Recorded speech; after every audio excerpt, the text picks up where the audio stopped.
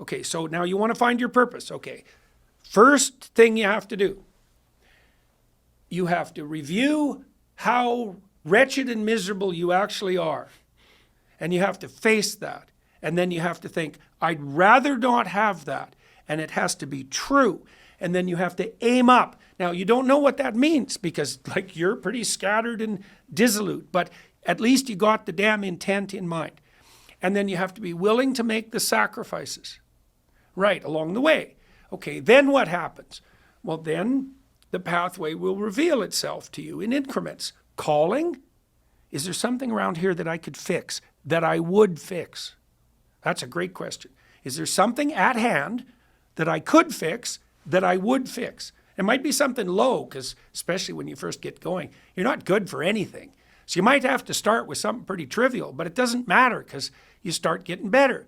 Is there something that bothers me, that's conscience, that I could set right in some small way? Well, that's there for everyone, right? In the midst of the most catastrophic mess, that pathway, you might even say, look, the more mess around you, the more unstructured possibility you have at hand.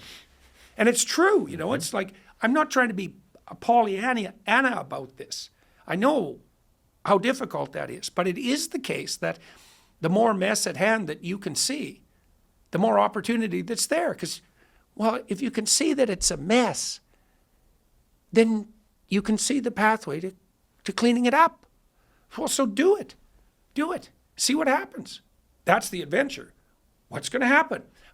In my class, my Maps of Meaning class, I used to have students do this as a project. And one of the projects was find something around you, in your neighborhood, wherever, in your family, that isn't set right, and see if you could set it right. Just write down what happens. Well, one student in particular, he decided his mother had died and the family kind of fragmented. And so he decided he would try to take on the role of mother, you know, be responsible for the household operating. Well, it grew him up like mad, as you can imagine. He ran into all sorts of weird resistances, right? Because his family was upset that he was doing what mom used to do. And like, he just had a tremendously complex adventure as a consequence of his willingness to pursue this. It was obviously necessary because the alternative was that his family was going to fall apart. It's like, that's there for everyone. You say, well, my circumstances are so difficult. It's like, fair enough. So are everybody else's, by the way. But that means there's a lot of mess. Fix it a bit. And that's ridiculously entertaining and unpredictable.